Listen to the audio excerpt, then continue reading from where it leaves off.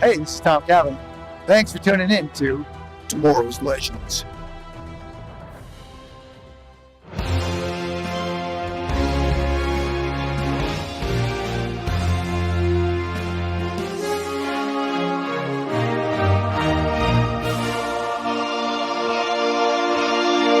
When the danger becomes more than one hero can handle, when enemies rise beyond one city and threaten the entire world, a team must gather together to battle the odds.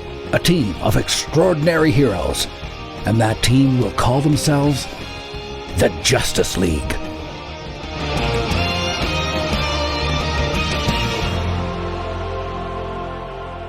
Hello, Unlimited Leaguers! What'd you get for the man that lives under the Arctic Ocean in a block of ice? Bad answers only. A fireplace. A wood stove. Heated blankets. I kid. And I don't mean kid like as in Kid Flash. I mean, I'm, sometimes I just can't get the writing going, guys. And like I'm struggling tonight. Maybe I'm frostbitten on the lips tonight. I don't know what's going on. We're in the Arctic, we're in the ice, and it's cold in here. Whew, I am the Flash. And it sounds like you just described my imminent future. I'm Harley Quinn. Both of you. I'm dreaming of a life on the big island of Hawaii. No, don't wake me. Okay, back to reality. I'm X-Force 11. Oh, man. I'm with you. Hello, legends. Hello, Gideon. Yeah, you guys are getting hit by ice storms soon. Or now, or snow, or whatever. So all those, we have private chats going on Facebook, and I'm always sending you guys videos of my big snowfalls, and now you guys are going to get to live it out. You're just gonna laugh. I send it to you. You guys are gonna be running around pulling your hair out. The apocalypse is here. Help! I mean, like literally. If it Anyway, we won't get into that. Well, I mean, you guys are both in fairly warm states, so it's just funny that you're gonna get hit with this kind of weather. Yeah. I love it. I love it. All right. Well, welcome everybody to Justice League Unlimited, Season 1, Episode 2, for the man who has everything. It's one of the shows on the Cybercast Network. It all began with Legends of Tomorrow, and then Stargirl, Superman and Lois, X-Men 97, Jupiter's Legacy, The Tomorrow People, and the upcoming Lanterns. Man, we got quite a repertoire there, guys. Yeah. It's been building for 10 years. Also on the network, dive into DC, all things DC, comics, movies, TV shows, everything you can find. Kleenex boxes, lunch boxes, I don't know, whatever boxes. They have them all over there, Silver Box and Green Butterfly, and then there's the Mandalore Star Wars podcast, all about Disney Plus, and who are we excited? They just dropped the trailer for Maul Shadowlord, the new animated series, and it's made by all of the people who did Clone Wars, and it's gonna be good. Oh my god, the trailer looked amazing. Yeah, it did. I know, Jeff, you've seen it. Jess, have you watched it yet? Nope. Nope. Okay. I think I saw one of you posted something recent. It may have been both of you, actually. Yeah. I will get you to watch the trailer after. It just looks fantastic. Oh my god, can't wait. So we'll be, hopefully Vizzle's available. I already reached out to him. We'll get that going this Sunday to break down the trailer like we always do. So if you guys want to get in your thoughts about the trailer, we're going to actually accept feedback. Usually for our trailer breakdowns we don't, but we're going to do it this time. I want to hear how excited everybody is about that show. So send in your feedback to The Mandalore. We got some news. Let's get some news. We interrupt this podcast for a special report. So continuing our chain of quotes from creator Tom King, he said about working with Chris Mundy, who helped produce Ozark, and Damon Lindelof, that little show like Lost, they worked together to create Lanterns, and the quote is, "The three of us created this show with every intention of making a superhero show worthy of Sunday night, 9 p.m. HBO. Nice. I sure hope all of this promotion is like truthful and not just false promo to amp everybody up, and then we're all going to be let down by it. Like this better be good. I think so. I mean, it looks good. I have a feeling. Everything I've seen and heard. I mean, It really does look good, and I like the actors involved. So I don't know. I'm trying not to get my hopes like too high because we haven't covered live action in a while, but I'm pretty excited about it. Me too. Like, and a new live action too, because the last couple we've done have been, remake or repeats of shows that are long off the air. True. They were new. They were still new to me though. So. Yeah. Jupiter's Legacy and Tomorrow People, like those were all pretty new. Yeah. So for you, Jupiter's Legacy was new for all of us, and we ended up really liking it. So. Yeah, I did really like that show. Yeah. And I should send them to you. I did buy all of the digital comics that continue that story. That's I have them all now. Cool. So I can send you guys. I think I can send you copies of them. I should be able to, but it continues the story. Nice. So maybe that's an idea. Maybe when we're in some downtime, we can read the comics and come back and do a special episode about it. Yeah, that would be fun. I'd be down for that. Why not? It continues something we've already done. All right. Cool. Well, guess what? We've got some Letters lost in the timeline. I love that bumper. I almost forget that that's me doing that. All right, who wants to read? We got an email from Perry White that he still had more thoughts to say about last week's episode. Jeff, why don't you take it, and then Harley, you take his email at the end of the show. Okay. Hey, Justice Legends. Perry here with some pre-show feedback hitting on some of the things I left out from Initiation. Maybe I need to take back what I said about Oliver and Bruce still wearing their mask and the cowl while in the watchtower. Based on what we saw, there are plenty of civilian contractors aboard the station. I mean, somebody could be running around the cafeteria, cleaning the bathrooms, and making sure the HVAC system doesn't crap out. And like you said, it makes me wonder, who's footing the bill for all of this stuff? Yeah. I mean, it's not like the Justice League, they make a big save and they write the receipt. Well, here you go. This is going to cost you guys $28,000 this time. And they hand it to the city of New York, right? It can't just be a subsidiary of Wayne Enterprises. That's paying all the bills because it wouldn't take Sherlock Holmes to put two and two together. Okay, that's a good point. It makes me believe that the Justice League must have some sort of military contract with the world's governments. Of course, it still makes me question who signed those contracts. I mean, putting Batman on the dotted line doesn't quite make it legal. Sure, it does. Yeah. One thing I think would be fun is if they told a JLU story from the perspective of the folks who worked there, sort of a the Lower Decks episode of Star Trek TNG, or the Lower Decks animated series. But yeah. I don't think they'll do that in the 13 episode seasons, but it would be really fun to see this super story from their perspective. And beyond it's just being fun, I think it would be really interesting to see our heroes interact with regular folks. I think Wally West would have the best interactions. He'd be flirting with all the ladies. Okay, that's all I've got for pre-show feedback. Let's get on to for the man who has everything. Great Caesar's Ghost.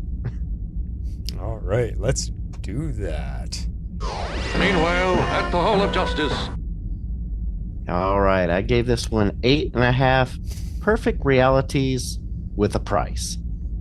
I remembered this episode and enjoyed it again the second time. My only complaint is it would have been a better two-parter to give us more time with Kal-el, more time with Bruce, and even Diana's fantasies. But it was well told, and I love getting to see Mongol get the beat down. Yep. So true. I gave this one 8.5 alternate realities. I went super creative on my rating title there. It was definitely an interesting premise. I love anything that's kind of like dream worldy, alternate reality-y. So this was kind of up my alley. And I did find it very alarming that we like opened the episode and basically Superman has this weird octopus plant thing like sticking out of his chest. Like that's what we opened the episode on, after, some fun that, we'll get into in a little bit more detail. But man, I was like, what? I was not expecting to see that. So I know, totally. They had a lot of emotional scenes though, and then a lot of these like heavy hitting action scenes. It was like they weren't kind of like pulling any punches. They were switching between the two, but at the same time, it's like we weren't really getting a break. So it was just kind of like a very like intense episode. I felt like it went by really fast. It had really good like storytelling and all of that. So I enjoyed it. Good episode. Yeah, this one did go by fast, and the good ones awfully do. I'm giving this one a 9 dream mares because that's exactly what they were. Amazing fantasies that got torn away from you like the plant being pulled from your chest. Jeez Louise. That's a visual.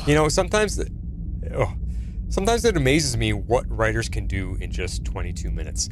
I don't know if you guys ever saw the remake of Thundercats, the 2010 version of Thundercats, because it was way back in like 86. And they did a 2010 remake. I saw some episodes, but not the whole thing. Okay.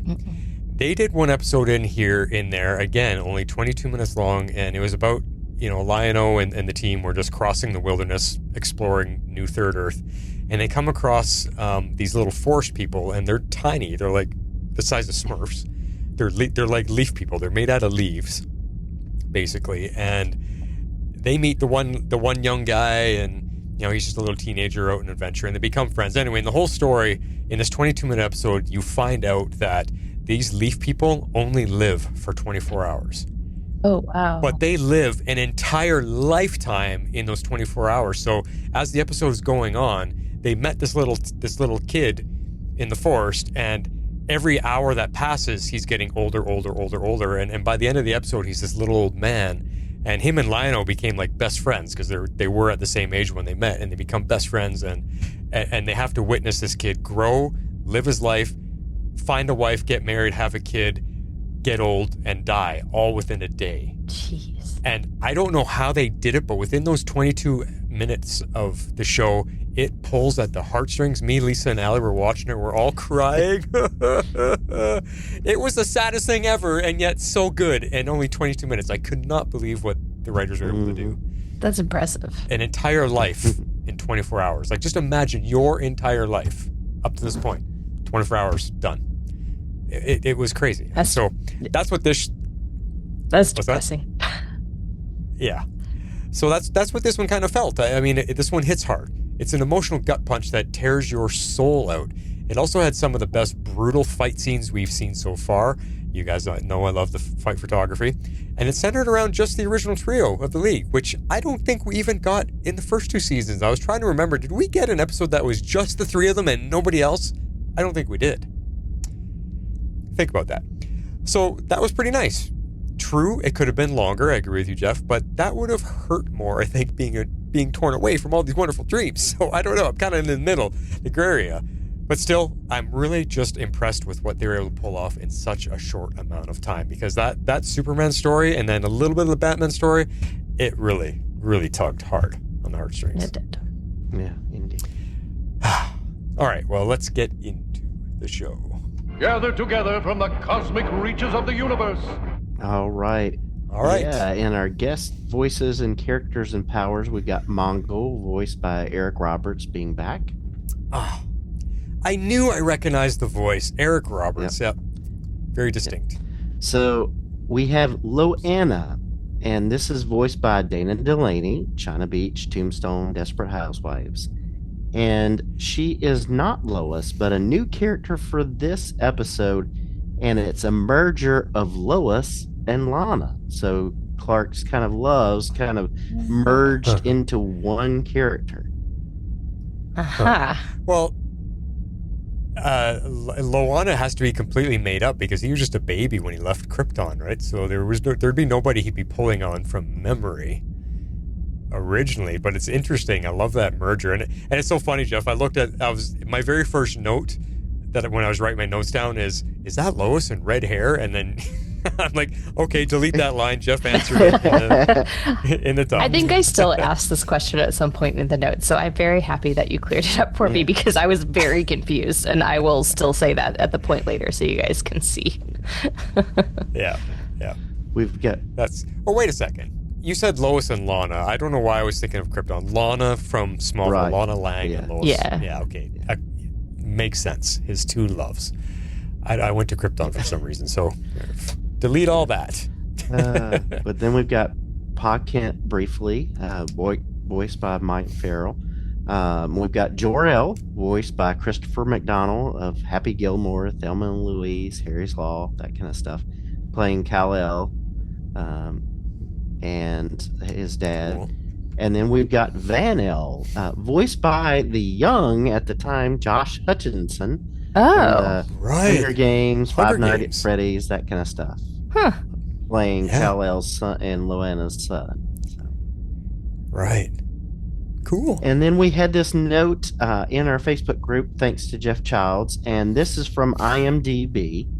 And Alan Moore, the writer of this story, or the story that this episode is based on, is notorious about not wanting to be, attached to like properties that get an adaptation, whether TV, movies, whatever. But according to Bruce Timm and Dwayne McDuffie, Moore, confided that he was very pleased about this episode, and he allowed himself to be credited in it, which is rare. It's one of only 2 adaptations where Moore allowed himself to be credited. And the other one was a YouTube parody of called Saturday Morning Watchmen, so a parody of The Watchmen. So you got that in this. So Interesting. Yeah. though. Wow. Well, I mean, this episode's quite. I think it's very popular. I've only seen nothing but raving reviews. Everybody just is like, "Oh yeah, this one, Yeah. it's so Yeah. good." It was good. So, yeah. All right, well, let's get into it. The scene opens up with Wonder Woman flying her invisible jet. yeah, flying the invisible jet to the Fortress of Solitude and invisible jet /sub. Now, my first thought was like, really, invisible jet, Wonder Woman? Like, you've already established that you don't need it. That's all for the first 2 seasons. You're flying around. But then we see Batman sitting behind her, and I was like, oh, okay, that makes sense. She's flying him wherever they're going. But then I thought, I kept rethinking myself. Does that make sense? Because Batman is not one to play passenger. I feel like he would rather fly himself instead than sit in the backseat of someone else's plane. I just feel like that would be Batman. But maybe at this point in time, maybe she's the only one that knows where the fortress is hiding. Who knows? That's why she's flying. Yeah, I was kind of with you. At first, I did think it was an invisible jet, but now I was wondering if maybe it's just a javelin and that she flew it just because she knew where the fortress was. I don't know. At first, I thought it was that, but then isn't it like when she flies her jet, isn't it the whole thing that the jet's invisible, but we can see her inside of it? And when they showed, Yeah. and when they showed it, at least in like this episode, like we just saw the plane sub thing. So I don't know. I was wondering maybe if it was a javelin You know after what? all. That is a good point. It could have been one of the smaller I don't know. javelins. That would make sense because her jet doesn't really have seats for everybody. No, it's And this one looked like Yeah. it could fit 3 or 4 Yeah, people. I don't know. I in a mean, row. but I think it's basically the first time we've been invisible. But yeah. were Yeah, we though, or is it just because it's like a light gray? I don't know. I don't know. I was torn on that one. Yeah, I mean, I saw that point, Jeff, and I think we saw her invisible jet once or twice in the first 2 seasons because I remember we were making fun of it too. Like, she doesn't need it. Why are you flying it? I remember us making Yeah. fun of it. So it must have popped Yeah. up. But I got to look at this episode again, Harley, because you could be right that it wasn't. That maybe it. Just Yeah. a theory. We'll see. Well, I mean, in Just a the theory. current comic run, it's that her jet is a pretty traditional, like hyped up, like military looking jet. It just can be invisible, so it's not like the Right. It's stealth technology, but it actually is invisible. So who knows? Yeah. Yeah. Yeah. Okay, I've got it playing right now. I'm just going to see when it pops through the cloud. No, it's the invisible jet because you can see right through. You can see all the clouds and everything behind it. Okay. Okay. It is her invisible jet. Fascinating. And there's seats for 3. Yeah, there's seats for 3. There's a seat beside Batman, so. Well, fine. Just All crush right. my dude. No, I'm just kidding. And I mean, just being a fella here, the animation has changed a little bit here, but I think they upped the sexiness this season because Wonder Woman looks fantastic. Like the way she's moving, the way she's flowing, her face, her eyes, everything about it. I'm just like, damn, that's a gorgeous cartoon right there. And then they had to beat her up later in the episode, so. Yeah, but and it'll come back in later when we meet Loana. But seriously, they've really, I think they've just added a little bit to it to make the adults still enjoy it even more. Yeah. So, or the adolescent teenage boys that are watching and have crush on their teachers and stuff. You're gonna have a crush on them. I mean that's it right there. They know their audience. Yeah. Yeah. So you mentioned that the fortress here. So I found it interesting that to get to the Fortress of Solitude, they had to dive under the water and through the ice to get to it. We've never seen that before. It's almost like the entrance to the Batcave. It's hidden and nobody knows where it is. And my question was, is that this show's version of the fortress? Because we've seen the fortress just being out there floating in the ocean. We've seen the fortress on a big chunk of ice. And we've also seen the fortress rise out of the ocean every time Superman gets near it. Yet this one, it's sunken underneath. It never does come up. So what does that mean? What do you guys think of that? I mean, I was kind of with you that was my guess, that it's just this show's version. I feel like they're always doing things a little bit differently in each of the series or adaptations. They always try to put like their own spin on it. Mm-hmm. So I'm guessing this just has to be their take. But I agree with you. It definitely had more of a Batcave kind of feel. I got that distinct impression. Even like the inside of it felt cave. It didn't feel fortress. Yeah, there's like different rooms. Yeah, I mean, it's one of those things where I think like you couldn't get to it from the top. Like it's all pretty solid ice from the top, and so you have to go in that way. So I don't know. Yeah, like you have to go like under. So is that what Superman does? He dives into the ocean, gets soaking wet and freezing cold just to enter his fortress? I don't know. Maybe he's got the door where, the traditional door where only he can lift the key and open it. I don't know. Yeah. Yeah, see? All right. So it turns out it's Superman's birthday. That got me thinking, what day do they celebrate? He was born in Krypton, a different star system, a different calendar cycle, a different everything. Did he just get to pick a day? Did Ma and Pa Kent pick a day for him? Maybe it's the day that he crashed here on Earth in Smallville, that they said, hey, that's your birthday? Or did they somehow figure out an equivalent to the day on Krypton? Did they, everybody's smart, Martian Manhunter's smart. Oh yeah, if we look at where Krypton used to be and the revolution around the sun, blah, blah, blah, blah, and we match it, maybe they were able to find an actual day. I don't know. Things I've literally never thought about, but it is kind of a good point. It did get the gears in my brain turning a little bit early on in the notes here. So, my guess personally is that they would have used the day that they found him as his birthday, since at the time they would have had no idea how to figure out no other idea how else to figure it out. They didn't know where he came from, I don't think, did they? Yeah. So all of that stuff. Or maybe, they just kind of picked him up and you're like, you're about 7 months old, and then they just worked backwards. I don't know. I could see that both ways. Yeah. I mean, we don't even know if a Krypton year is the same length as an Earth year. That's true. What if he looks like he's 5, but he's actually 18 because his planet revolves around their sun really fast? I don't know. Yeah, no, right? Definitely. He's now aging in Earth years at this point. So. Yeah. So, I have to say I love the banter between Diana and Bruce here as they're entering the cave, and they're bickering about, did you buy him a gift card? No, I didn't buy him a gift card. It's cash. And what did you buy him? Oh, well, that defeats the purpose of the surprise. Well, he just heard that, so much for the surprise. I loved all of this banter between the two of them. It just felt like they have gotten, over this time period, they have gotten a lot closer, and they're bickering and bantering like friends now. I did find that endearing personally. I do really like their banter. Yeah, it was kind of interesting. One of the Wonder Woman comics I read last year was like she and Superman were in this like intergalactic mall trying to find a gift for Batman. So it's kind of the exact opposite of like, oh, what are you going to get? And they're, shopping and having to do all this different stuff. And, but it was kind of fun to kind of see the opposite side of it here. So that is funny. And funny you mentioned that, X-Force, because I did actually find it funny that Batman is the one complaining about what to buy for Clark because he has everything, apparently. That's more of a description about you, Bruce. Clark isn't rich. You're the rich one. He's the farm boy, and he lives in a small apartment. We've seen his apartment. I'm sure there's plenty that you can get him. You are the one that has everything, Mr. Billionaire Man.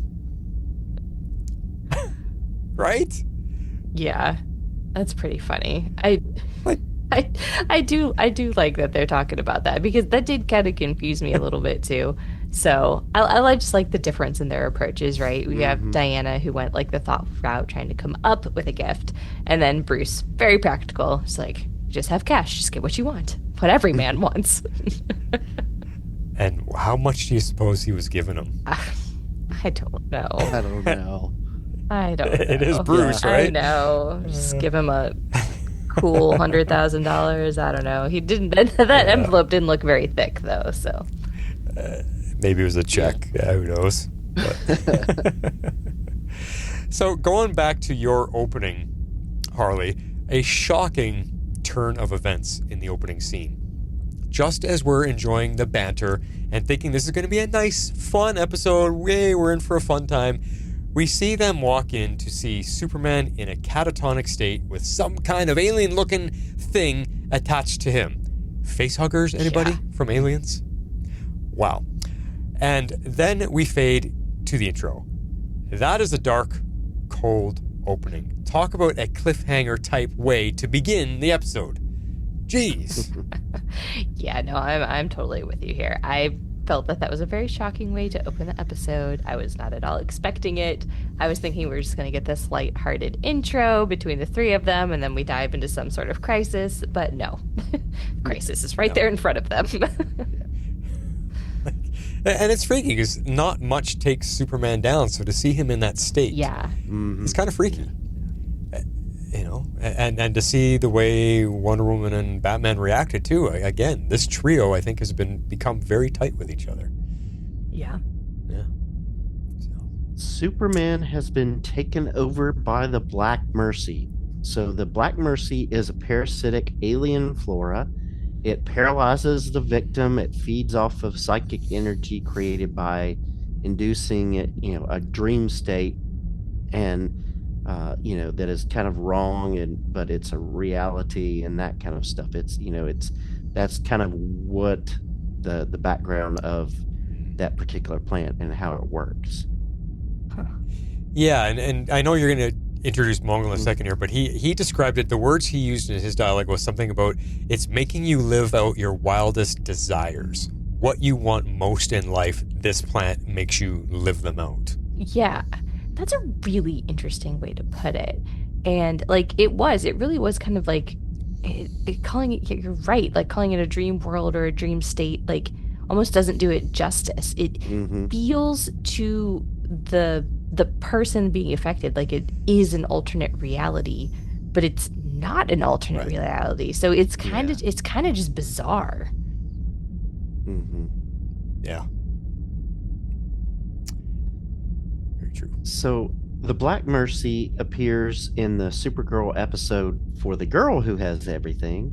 And it kind of goes back to the Superman annual number 11 with that title. But the Black Mercy seems to work in an opposite way there to the original comics, because in that TV show, the illusion grows stronger over time instead of growing weaker.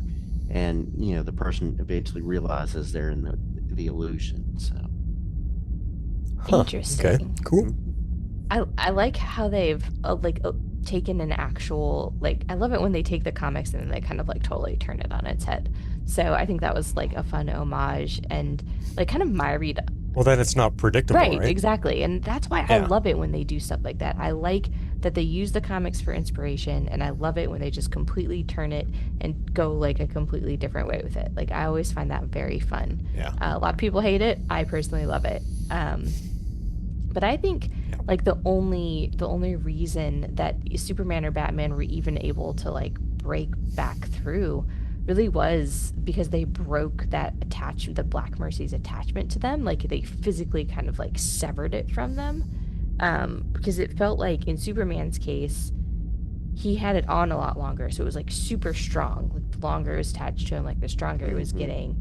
And it took him so long to snap out of it, even after Batman finally figured out, oh, if I just like physically pull this off, it'll come off eventually. And so I feel like as he was doing that, it was kind of like loosening its hold a little bit, but it had had so much longer to like feed off of him. I don't even know like what else to call that. No, it makes sense. Yeah, I think I agree with you. The longer it was on him, it took a lot longer to get Superman to snap out of it because it had really essentially dug its thorns really far into him. And it also had that, you saw when Wonder Woman later in the episode is holding it up, it had a spiked tongue as well. Oh, yeah. So that must go into your chest, maybe, or I don't know where that part goes. But I found it interesting that it was able to pierce Superman. Like, yeah, and it itself is also kind of like invulnerable in a way. It heals fast. Yeah. I think we talked about that later in the notes. I think you're right. So I get 2 more points here. So the Black Mercy appears in the Fortress of Solitude in the Krypton series, and then in the Wonder Woman series last year, they had little subsections with her daughter Trinity, and so basically she's 13 at the Fortress of Solitude, and Superman, which is, you know, at this time you've got Superman and Superman. So you've got Superman being himself, and then you've got John Kent, also Superman at the time, because this is set in the future, and you've got Damian Wayne kind of being Batman. And so they have to figure out how to get her out, and she's having all these fantasies about, you know, being this big hero, and them being like bowing down to her and that kind of stuff. So it was kind of fun too. So that's awesome. See, I love it. They're like got all sorts of fun stuff from the comics with this one. That's cool. I gotta watch Krypton. I do have that. I think I have the show on my Plexer. I haven't actually watched it. I should go watch it. I've heard some good things from people. It was a neat little series. I mean, it wasn't super, but I enjoyed it. Yeah. I probably should give that a watch too. Maybe we should add that to our list of things to watch and cover. Who knows? It could be. Why not? Was there a Krypton podcast? I have no idea. I think Derek and Graham and those guys may have covered it. They don't do it like we do. No comment. Anyways, so all right, so going back to the episode here, before Mongol even showed up, but I think we get this drop before he shows up. I actually thought Brainiac was kind of behind everything because of the robot in Clark's dream. They call it Brainiac. I know we've got a little bit more on that later, but it was just like, okay, is Brainiac behind all this? Nope. Okay, now it's this guy. And I'm like, I don't remember this guy, but I think I'm supposed to remember this guy. And it was just like a whole thing. He was in the first 2 seasons. I know. Yeah. I picked that up, and I'm like, how do I not remember this guy? Okay. But speaking of where this flower come from, like I'm calling this Jack in the Box on overdrive because it caught Superman off guard. You know, being his birthday, it's a harmless looking jar that was containing this alien plant. So he's just like, opens the jar, of course, to see what did somebody get for my birthday. And alien facehugger jumps out, you know, just like they jumped out of the eggs in the Alien movies. He pops open the jar, and it's on him in an instant. Superman is not going to be fast enough to protect himself. So kind of freaky. So I guess it got teleported in, or he brought it in, and then Mongol teleported in after it. I don't know, but yeah. Yeah, interesting. Yeah. Like, how did Mongol get there? They didn't really show that. 'Cause Yeah. He just comes out of the tunnel, but Yeah, I guess he's been on Earth for a while, it sounded like. I don't know. Yeah. He kind of just appears. Although I will say, this whole thing did seem a bit diabolical and well planned. Although, I'm just gonna throw a slight thing out here. Shouldn't Superman have seen what was on the inside before he opened it? Like with his Unless it's lead. yeah, so I was gonna say, did they like maybe use lead-lined paper or like lead-lined containers so that it blocks his X-ray vision? And if so, wouldn't that seem suspicious? Yeah. Yeah. Well, and maybe because it's his birthday, maybe he doesn't want to cheat. Maybe he's not going to look through and see what his present is. Maybe. I mean, Could it is be. Superman, I suppose. He would Yeah. do that. Because, well, I call back to the Yeah, Christmas episode exactly. when he's all excited about the presents under the tree. They're like, Clark, don't you use your vision? Yeah, Yeah. they use lead line wrapping paper. Exactly. Yeah. So. Which, how does one even come across that? I don't want to know. That sounds toxic and like you're poisoning everyone. But anyways, I digress. So we find out it's Mongol, and my gosh, Mongol is freaking scary. Almost the same abilities as Superman. I looked this up. He's got superhuman strength that gets stronger the more he fights. He's able to stand toe-to-toe with Superman. He's got accelerated healing, superhuman speed, invulnerability, heat vision, and superhuman reflexes and agility plus flight. So he pretty much is pound for pound Superman. That's wild. You know, yeah, it's crazy. I mean, I could have gone into his origin. He's from the war world, and his race is all about fighting and all that kind of stuff. So there was a lot more in it, but War World. I just Okay, jogging my memory. yeah. I just like I know I think we got it coming up later, but just the way he introduces himself, he's a freaky villain, and there's a couple scenes in this where you're just like, whoa, okay. And I'll talk. I know I've got it coming up later in the points, but yeah, he's freaky. Yeah, man. Like I do think his power set is really daunting when you kind of lay it out like that. But you really do notice it, and I know we do dive into this, but just like when he's taking out Diana and not even kind of fazed by anything she's doing back to him, I think that is kind of what said to me, wow, this guy is like insanely powerful. Like she was not even like making a dent, so to speak. Yeah, exactly. I mean, that lands right up in your criteria about worthy villains. It right? sure does. I was gonna say he's very, very worthy villain. Nobody could do anything against him except for Superman. Yeah. I mean, Batman didn't even... He grabs Batman once and throws him, and Batman's holding his arm for the rest of the episode like he dislocated his shoulder or something. Probably did. That was it. Yeah. Yeah. So Wonder Woman, I joke around. Maybe this is why these two eventually end up dating, but she acts a lot like Superman at first. Fists first, that's it. You know, while Batman's like, wait, stop. I want to get some information. I like, that's Batman. He needs to get all the details so he can figure out the situation, where Superman and Wonder Woman, they're just like, bad guy, what? Put him up. And, you know, they just immediately, without thinking, without planning anything, it's just straight to fists. And I just chuckle. That's Wonder Woman. Again. Yeah. And it's kind of like she's almost taken over for Hot Girl in that respect. She's got her punch first, ask questions later mentality, for sure. Yeah. I don't know. That's what it reminded me of. I was like, oh, you're a Hot Girl now. Okay, cool. There you go. So this goes back to the point you were saying, Harley. When Wonder Woman attacks Mongol, she actually hurts herself. Like, she's punching him. She gets in like 3 or 4 hits, and it doesn't even faze him. And then she kind of stumbles backward, and she's like, oh, ow.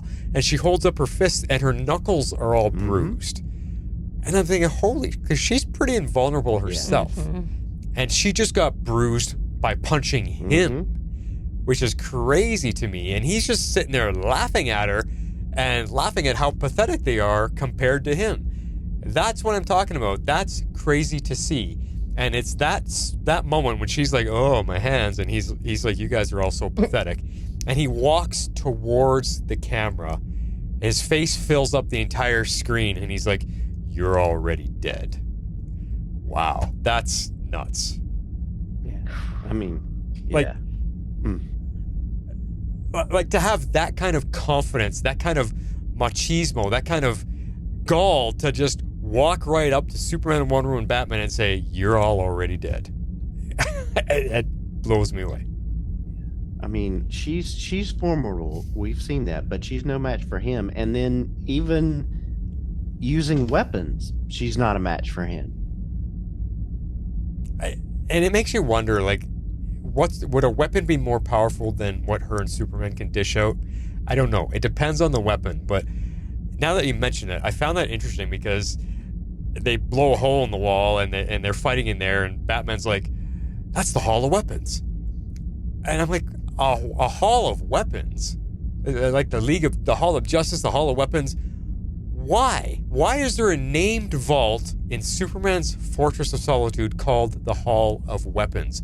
What does Superman need with weapons in the fortress?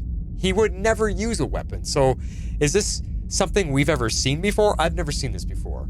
And are they all Kryptonian? Is it just something he's collecting or keepsakes from Krypton? Because that's what's left. But he only arrived in a single little baby pod. Where'd all these weapons come from? I have so many questions. Why is there a Hall of Weapons? He doesn't use them. What do you think? Okay, I've also never seen a Hall of Weapons, so I'm going to defer to Jeff if that came something out of the comics. But to me, I was thinking maybe like they were weapons he had like confiscated like throughout either various battles, or maybe he discovered them and locked them away so like no one could cause any damage with them. That was my best guess. So Jeff, that's pretty much because we've seen that. I think both in Supergirl and some in the comics as well, as where he's got things locked away to keep them away and out of people's hands because they're there. Hence why in the Wonder Woman comic that the Black Mercy was, in the fortress. Because he's keeping them away. Like there's a Sun Eater in there. There's other things that he's keeping locked away so that other people, other villains and things like that can't get to him because they're, pretty safe there. So got it. Okay, that makes sense. Okay. I mean, wild, well, but it makes sense. Yeah, it's a little bit crazy. I guess it's like Batman keeping everybody's weaknesses under wraps. Yeah. Something like that. Contingency plans. Mm-hmm. Yeah. Anyway, but speaking of one of the weapons, Wonder Woman grabs one big mother of a gun and blasts him with it, like some type of ray gun. And he just pushes again. Like he laughs at her. He's like, whatever. And he just walks into the beam until he gets close enough to her where he grabs the gun, crushes it, and then grabs her. And he's just like, okay, that they're really laying the groundwork on how tough this guy is. Man, crazy. It's crazy. And just in that instance, if you're watching this live on TV way back in the day, this was apparently a commercial break because it had that commercial break feel to it. And it brings us right back to him kicking her ass. Literally. Like he's slamming her to the ground by her face. He grabs her by the face. Boom! Then he stomps on her face with those big ass boots that he's wearing. And you could just hear her go, ugh. Like she's in the ground. She's not on the ground. She's in the ground after he stomps her. And it's brutal. Like she is barely hanging on. He is killing her. He is actually killing Wonder Woman. Yeah. And this is kind of what I was talking about with the action scenes. They're super intense. And then so were the emotional scenes, which we haven't even got to yet. So we've got like a whole other thing to talk about here still. But it's like they're trying to give us this little break, but there was no break. They were just both intense, but in completely different ways. Yep. Very true. Yeah. Like action-packed, oh my God, jaw-dropping to Terry Harder. Yeah. Yeah. We got nothing happy for you this episode, guys. Take this. No. Yeah. And so while all of this is going on, Batman is trying several methods to try to get the mercy off of Clark. Yeah. Like we see him pleading with Superman, and that's not something we ever see. Batman begging. True. And begging him to snap out of it. He says, please, Clark, like, please wake up. And Wonder Woman is losing the fight and she's going to die. Please wake up. That's already sinking in how dire of a situation we're in. Batman is saying please, and he's begging, and he's like, she's going to die. I can't do anything, Clark. I need you. Wake up. Yeah. It was crazy. That is wild. I think it's just it feels almost out of character, but it's not. So it just kind of like gets across just the intensity of the scene, I think. The way he was pleading. Yeah. Yeah. I mean, the friendship that we saw when he thought Superman was dead, and just pushing and trying to get to him because of that respect that he has, for Clark. So yeah, it's a good point. Exactly. And like you were saying, several methods to get the flower off. Like he tried a laser cutter, he tried electricity, and then he simply was just pulling on it as hard as he could until it let go. And that's what we finally see is starting to have an effect on Superman. The more the plant gets pulled away from his body, it starts to lose its control, its hold on Superman, and we see him slowly start to realize the falseness of what he's dreaming. Mm-hmm. Yeah, and as he begins to fight, the mercy gets weaker because he is fighting it. Yeah. Yeah, I mean, that's kind of like a really interesting connection. It's like, if it's physically connected and it kind of has the upper hand, it completely like fools you and it pulls you into this crazy world. But at the minute that it starts to like physically disconnect, then you kind of start to get those clues of, hey, this is not what it seems. And then you're mentally able to actually finally start fighting back. It's just really interesting the way that they've like kind of portrayed it. It does make me want to look into like some of like the different, storylines that it ultimately is in, just to see how they explain it there. Although Jeff, you've given us a pretty good flavor of it throughout. Yeah, but it, like you said, it'd be cool to look into. Yeah. I mean, it's a great concept because it, again, falling under your criteria, a plant that can attack anybody. It is it magic based? Is it psychological based? Where's its power coming from? But it doesn't matter how invulnerable you are. This thing just gets a hold of your psychic energy and makes you dream stuff. So it's like it can get to anybody. Yeah, exactly. So. And speaking of that dream, let's dive into the dream. We got the whole sequence of the dream. We kind of separated out from the notes here. So let's talk about the dream reality, where Kal-el is awakened by Brainiac, not the villain, but a robot. Yeah, and it's a fortress type robot. It's something, that's what it looks like. Oh yeah, and interesting, right? Like it's the robots that we see in the fortress in many different iterations, right? But what I found interesting isn't Brainiac originally from Krypton himself? Yeah, he was created by Kryptonian scientists. Yeah. Yeah. Okay. So this is just the peaceful version before Brainiac goes nuts. This would be the Brainiac that Clark maybe knew back on the planet. Or no, I guess he would have baby, so it would have been his dad or whoever, right? Yeah. Okay, pieces are kind of falling into place now.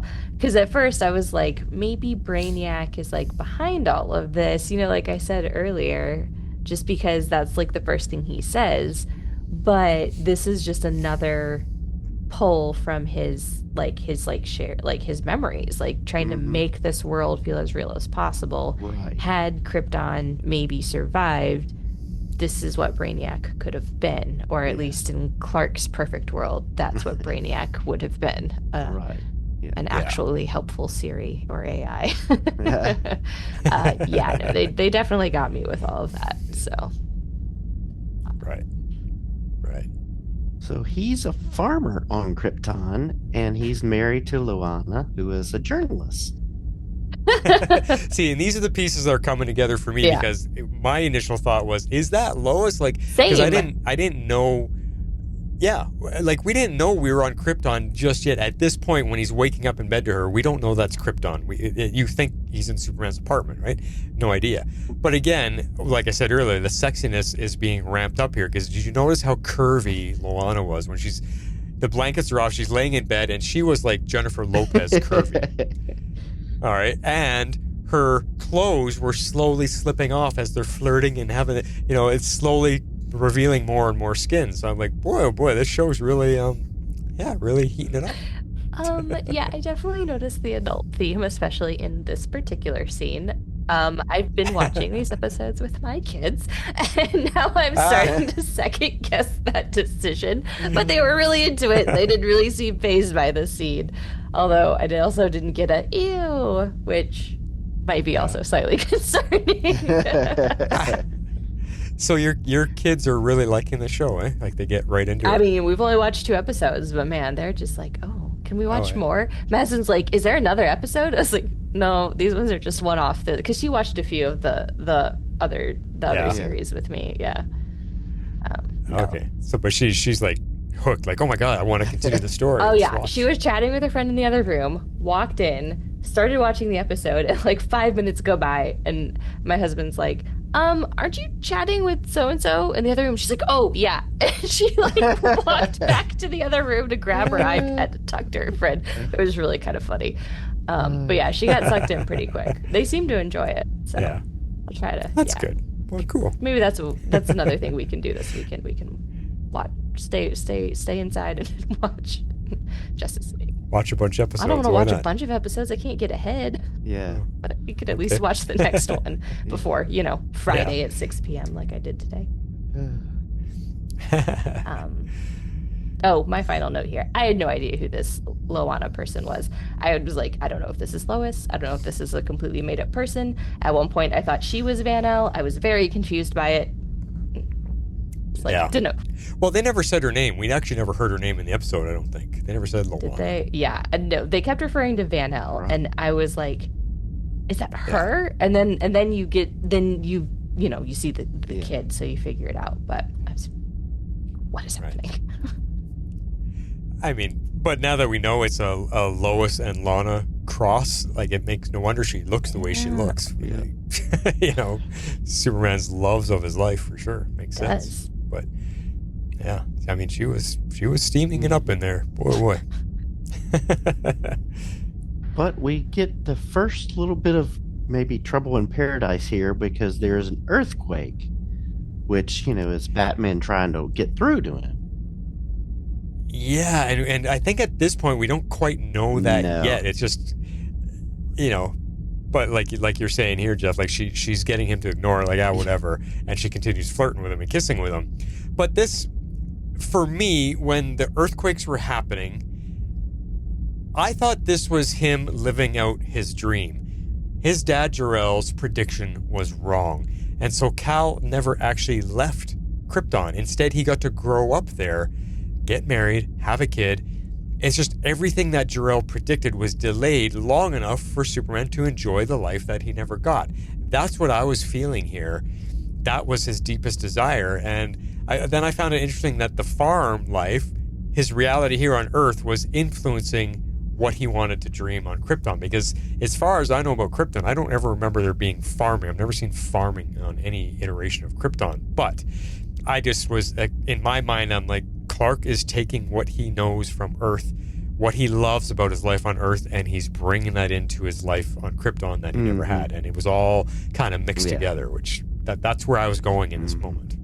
Yeah, it's kind of like he transferred where he grew up on Earth to his rightful home on Krypton in a way. I really liked the subtle use of these earthquakes and these tremors like throughout the episode. It's enough that we notice it in the beginning, but we don't quite catch on until a little later in the episode. But you get the consistent theme throughout the episode, and it's definitely like a good plot device to kind of start connecting things.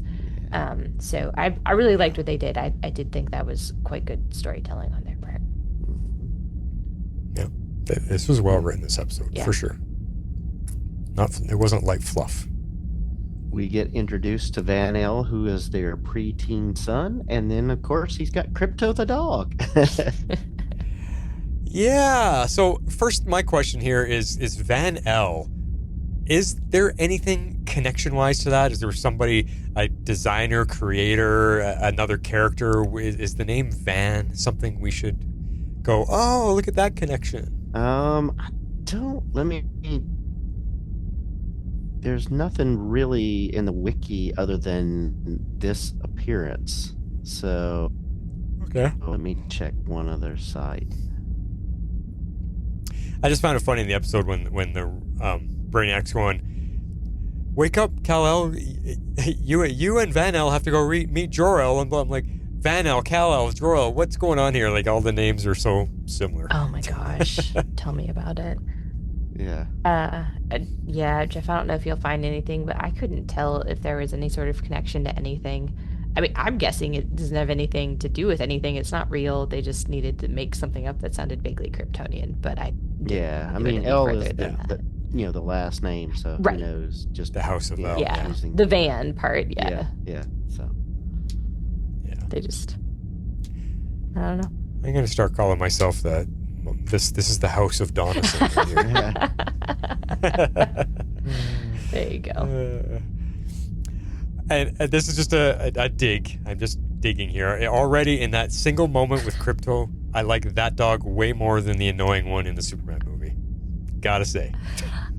Look, I'm not gonna lie. The dog in that movie reminds me quite a bit of my own dog, so I didn't find him as annoying. It was kind of just endearing, so it felt like my dog would be doing the exact same kinds of things. Plus, this Krypto peed all over the floor, so. Although I don't think it was the poor dog's fault, but. Yeah, because Van-El wasn't taking care of him properly, but he had his neat. I don't know what that was. Some type of little floor cleaner he had. It was like a little portable floor mop or something. Yeah. It was kind of cool I need one of those to clean it up. Yeah, I just bought one actually. I just bought a carpet shampooer. Yeah, we've got a couple. I got one. It was like on Black Friday on Amazon. I got it for half off, and oh my god, that thing is amazing. Yeah, we've got a couple. We've got like a little handheld one that you could do all sorts of stuff with because we also have an elderly dog that, doesn't like to wait. And then, we have like a big one that like we can actually like do all the carpets with. So. Right. They're pretty cool. So more life from Earth is filtering in. He's celebrating his birthday in the dream as well. And even there, he doesn't like surprises. Yeah. Which he developed on Earth because he arrived to Earth as a baby. So he must have developed this I don't like surprises thing growing up on Earth. Yeah, I mean, but he doesn't like surprises, but he accepts it, He kind of goes along with them, so. He does. Yeah. He lets her talk him into it. So he and his son go visit Jor-El in the big city and his lab full of wonders there, and Van is looking at everything, and I noticed that there even is there in that scene a black mercy among the plants that Jor-El has in the lab. I caught that too. I did too, and I found it really interesting. It was almost as if the plant inserted itself into the alternate reality. Oh. Yeah. And I do believe just as Kal is about to notice it, he then gets distracted by something. Yeah. Oh. Nice. Okay. So, Fascinating. I'm going to have to look at that scene yeah, again. it was an interesting scene. Cool. Yeah. So Kal-el is troubled about these quakes, and he thinks danger is coming. And quickly Jor-El says, listen, my prediction about Krypton was exploding was a mistake. I had to spend years building back my reputation, kind of downplaying what Kal-el is kind of starting to suspect. Well, and what Kal-el's worried about is these small tremors lead to something. Like, he knows what these tremors are leading to, and that's why he's concerned. It's the beginning of the end for Krypton as the tremors get worse and all the eruptions start taking place, which we do see in this. It's just Jor-El doesn't want to listen to him. And I thought, as we're starting to learn what's going on now, I thought it was very cool how what's happening in his dream directly translates to every time Batman is able to pull the plant far enough away from his chest and it loses grasp on him and the control of his mind. I really like that correlation. I was like, God, they this is why I gave it a 9. They really put this episode together in such a beautiful, masterful way. Yeah, I felt like they worked this part in really, really well. The tremors were clearly, to me, aligned with what was happening in the real world. But the Black Mercy had to be cleverer than everything, so it could trick Superman to make sure that the illusion could could stay in place. So I thought it was pretty clever, and I like how they wove that in, and I like how it was also part of the lore and part of the history for that to be the case. So very clever. Yeah, that was very, very cool. And at this point, the plant is almost removed from his chest, so he's able to realize that none of what he's living here on Krypton is real. And this is going to lead into one of the scenes. It's heartbreaking, where he has to say goodbye to the son that he never had, to everything he's ever wanted, a life on Krypton, a life with the love of his life. He's got a kid, he's a farmer, his dad's still around, everything is great, everything he's ever wanted. And he has to say goodbye to all of that because suddenly he's able to realize none of this is real. I mean, can you imagine? He says to his son's face, "You aren't real." Mm-hmm. And his son is crying and going, "No, Dad, no." And he's like, "I'm never going to forget you." It was so powerful. It makes me cry. My eyes are watering up right now. It was powerful. It was gripping. It was really moving. It moved me to tears like that. What a sequence. Yeah, definitely.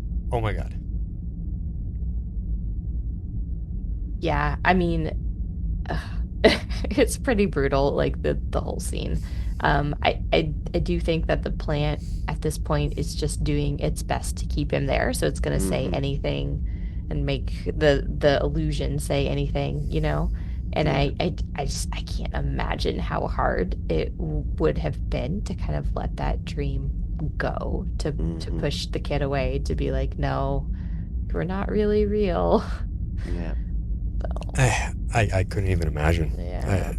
I mean, I'm looking at it from a point of, because I never got to be a dad, and he's not a dad, so here's the son he's always wanted, and that's where I was connecting to it. That's where I was relating to that feeling of finally I've got everything I want. Yeah. And, you know, it hit, man. That one really, really hit for me, and I'll probably tear up when we hear the scene later, because good old Flash here. Let's pick the happiest moment in the episode. It's all right. If you hadn't picked it, I would have. So. Yeah. All right. Well, let's. Oh, did you got a point? No, there, I was Jeff? just about to say, let's get back to reality. Yeah, back to reality. So Batman is able to pull the plant off his chest, but it immediately grabs onto him, and he's suddenly taken over, while Superman is slowly coming back to reality. Now we get to witness what Batman's deepest desire is, and that's wishing that his dad was able to fight off the mugger in the dark alley. Seeing his dad get to be the hero, save him and his mom. And in a rare sight, because of this is what he's dreaming, we see Batman begin to smile. Yeah. I mean, it was so wild to see that encounter in his fantasy, and then, you know, it's in black and white, and Right. but just So crazy. the joy there on his face. And I just think it's interesting because it's just you see that smile on his face, and then you just realize how quickly he breaks out of it because of how trained his mind is and things like that. So it was just getting to see that joy, and then immediately, okay, this is too good to be true. Interesting. Yeah, that's a good point. I didn't think of it that way, about how like he's a bit more disciplined and a bit more trained. But just in general, I felt like this scene was tough, even though it didn't go as far as Superman, since the plant didn't really have the time to kind of like build up the world and build the attachment and all of that. But I mean, we all kind of like know where it's going because we know the lore, right? His dad's the hero, his parents are alive, like that whole thing. So it was kind of heartbreaking in that way, just because, we know exactly what's happening, and then we have to pull him out of it. I agreed. I clocked it was also in black and white, and I found that completely fascinating. Yeah.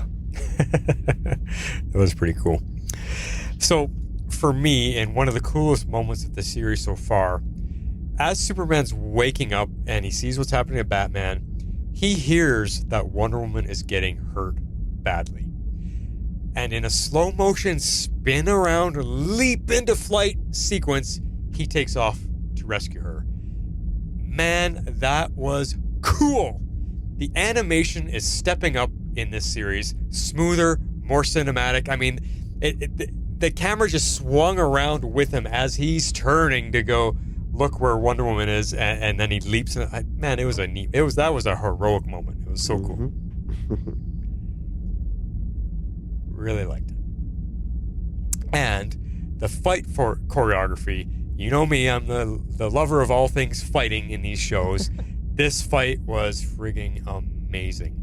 I absolutely love when Superman gets angry. When he's had enough being the Boy Scout and people have pushed him past the edge, he gets pissed and he doesn't hold back, and it's awesome. What a brutal, hard-hitting fight. When he's not holding back, wow. I love it. Yeah, I mean, Superman leaves Batman with the Mercy on to go fight Mongol because he knows he's the bigger threat, and he's not coming to play. Superman's going to go take him out. So, well, and the flowers got Batman just in a dream state. He's safe. He's not going to die. He's totally safe. Meanwhile, Wonder Woman is dying. Yeah, that's the threat. Yeah, with yet another very intense action scene. So I definitely agree with you about the animation. They've really stepped up for this series big time, I think, from where they were in the last one. And the fighting here just gets so intense because you can just see that he is going absolutely all out. Like, he is not pulling any punches. He is not holding anything back at all. And eventually, and I stress eventually, with Superman at full strength, Mongol actually looks like he's taken a beating. But yeah, his jaw's all busted up. Yeah, but it took how long through that whole fight scene? A long time. It was like 10 minutes of like airtime almost, and he's finally starting to show like he got the crap beat out of him. Yeah. Yeah. And only Superman could do that. Exactly. Wonder Woman did nothing. Yeah. Not even a scratch. She hurt herself. Exactly. Ugh, wild. It's crazy. That intense is the perfect word. This was intense. This whole sequence. So, and then speaking of Wonder Woman, like she's barely able to carry herself out of danger. Like, she's dragging herself along the ground as she's crawling out the hole in the wall. And man, does she look beat up. Like, she was frazzled. Her hair's all out of place. She's banged up and bruised. Like, we've never seen her look like that before. No. And Wonder Woman sees that Batman is now in trouble with the plant. And that's what gives her the strength to push herself up and get on her feet and go help him up. When she starts to pull the plant off of him, we see his dreams start to change. And as I describe it, the plant loses its control over you. The fantasy then turns to your worst nightmare. It goes from your deepest, wildest desires to your deepest, darkest nightmares. And we see the fight start to change. And we see that via shadows on the wall. And the mugger is able to turn the fight around on his dad and start to fight back. And then you see the gun pulled, and we all know what happens next. Yeah, it was blam blam. Yeah, it was rough, but I'm glad she was able to help him break through, as hard as it was. I know. That was the scene was wild, like leading up to it, just to see her so beat up and affected and not looking like she did anything to Mongol, and then ultimately when she's helping out Bruce, and then then the tide slowly turns. I was like, oh no. I was like, am I gonna have to cover their eyes? 'Cause my kids were watching it, but thankfully. Oh man. Yeah. So, good thing that plant is super strong, because, or I should say it isn't super strong, because Batman, who's doesn't have superhuman strength, was able to pull the plant off.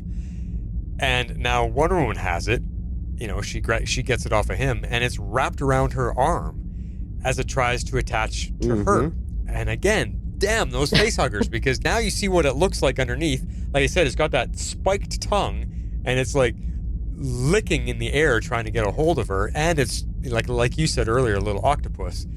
But she's strong enough that she can keep it at bay. That's what I mean. It's a good thing that the plant is not super strong because she's able to just hold it away from her. Like, yeah, you're not getting me, kind of thing. So that was kind of cool. But this is where I have a question for you guys. It makes me wonder about Wonder Woman. If the plant had have gotten a hold of her, what would her dream have been? Do you think it would have been Steve Trevor? Would she be back on Themyscira? What would Wonder Woman have dreamt? Because we don't get that. I mean, I think that would have been really interesting to see. I'll throw out my theory, give Jeff a minute to think. I mean, Yeah. I bet it was maybe a little bit of a combo of the two. Maybe she went home and magically Steve was like allowed to go with her, although probably not. Or maybe something kind of like along those lines could have worked out. Or maybe it's simply she just like isn't banished anymore. You know, she's not exiled. She's able to travel back and forth. So she's able to go home and she can still kind of live out her life with Steve. I don't know. That's kind of where my head went. Okay. Yeah, I think one where she's welcomed back, but actually has a life with Steve in his prime, I think would be a good thing. So Cool. All right.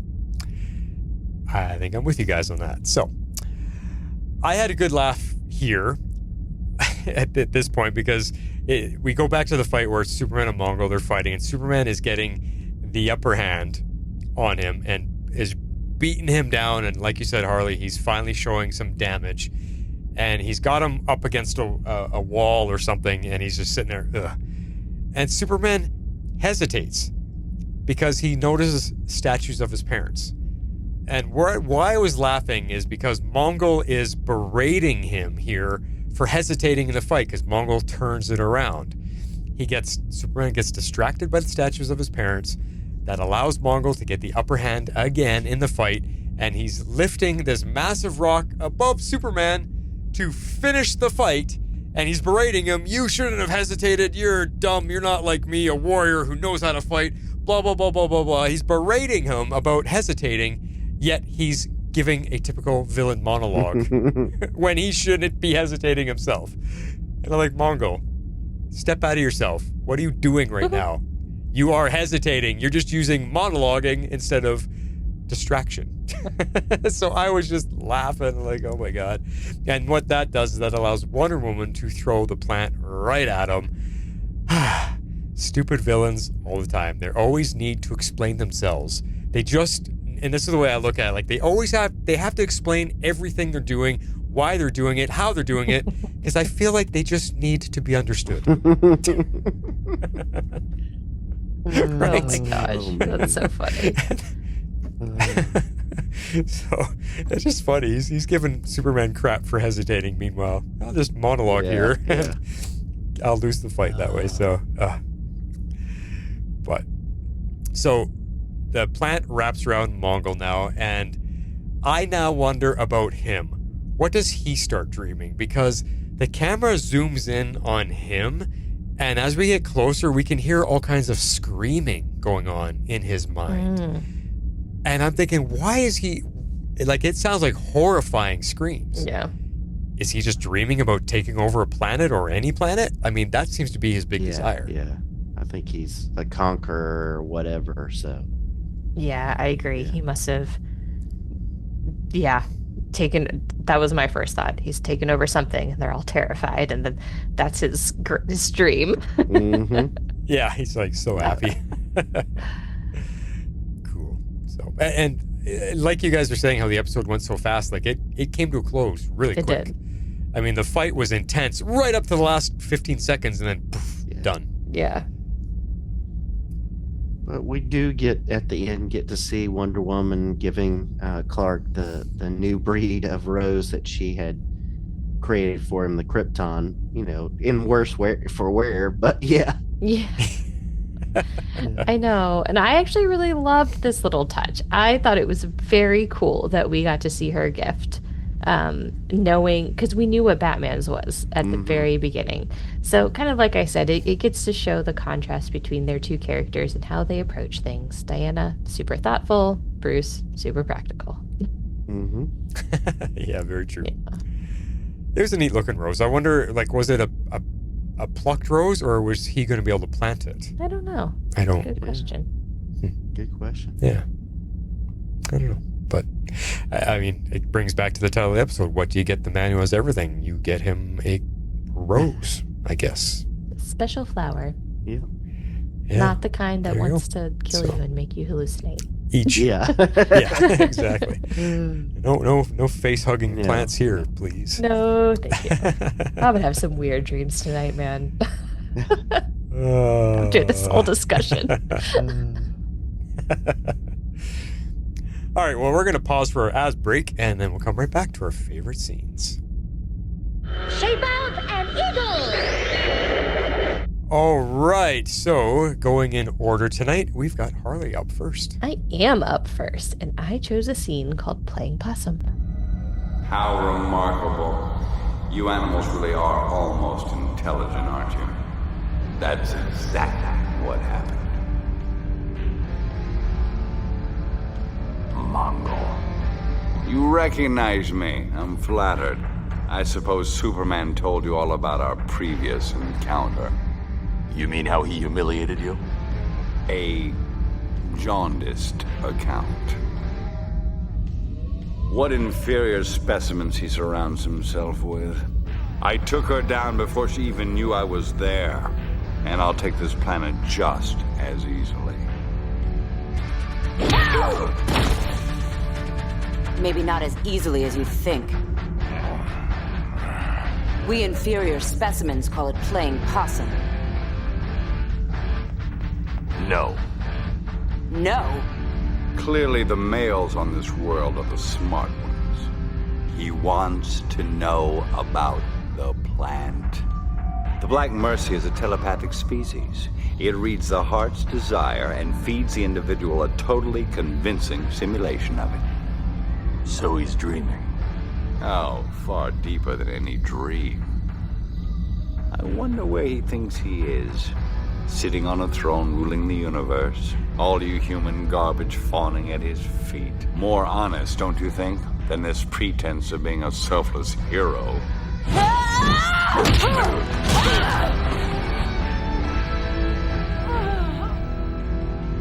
You don't understand. He was the only obstacle in my way. The rest of you are already dead.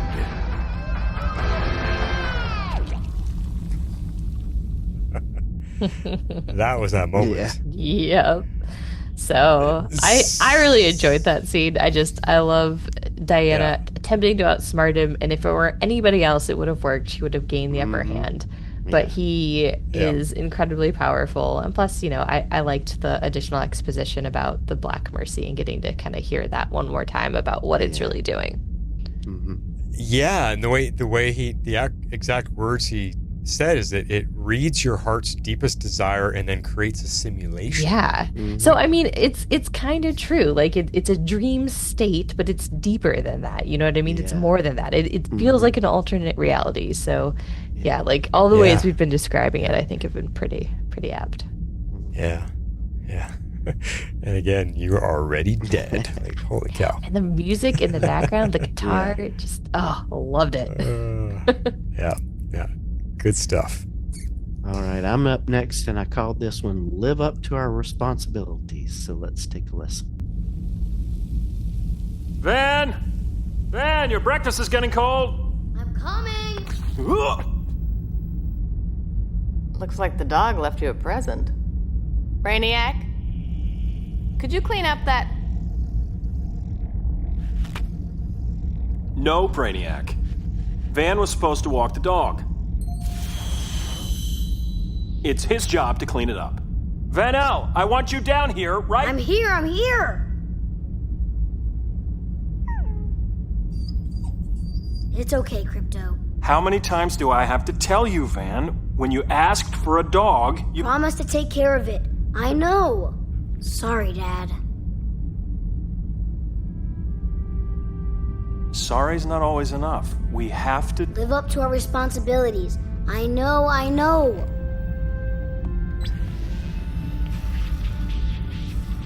This mean I can't come to the party? Oops. What party is that? I love that at the end. Yeah. So, even in this little scene we get, to see, even in his fantasies, Kal-el has a strong moral code of walking out what he believes in and teaching it to others. So, I kind of want to highlight it. I was listening to that and I'm like, I cannot tell that that's Josh Hutcherson from the Hunger Games. Like, he's obviously really young here. But it's interesting that like that is so Dana Delaney, because she's at the forefront of my mind right now. I don't know if you guys are watching Tulsa King, Sylvester Stallone TV show. She's his girlfriend on that show now. So, and she's a pretty tough ass wisecracking lady on there too. But her voice has never changed. That's pretty cool. Nice. All right, grab the tissues. Oh no.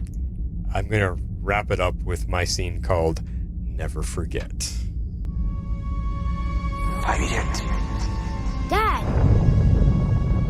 Dad, you've got to look at the... What's the matter? Why are you... Van, when you were born, it was the happiest day of my life. When I first saw your beautiful little face, your tiny fingers squeezed my hand so tight, like you never wanted to let go. I've watched every step, every struggle. But Van, Rao, help me. But I don't think you're real. I don't think any of this is real.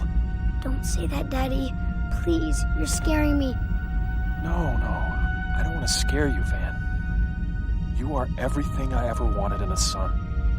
This is everything I ever wanted in a life. But I've got responsibilities, Van.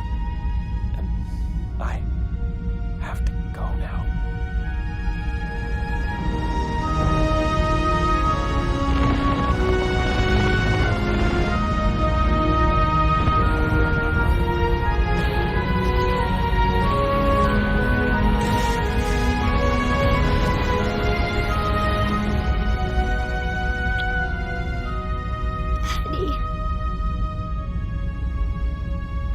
I promise you, I'll never forget.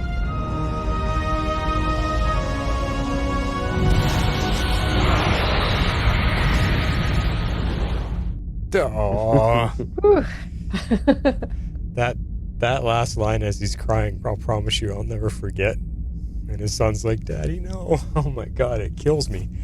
I'm crying again. That's okay. I'm about right there with you. That's... what a tough one. My God. All right, there you go. That is our favorite scenes for this week. We're just going to remind you about how you can support the show.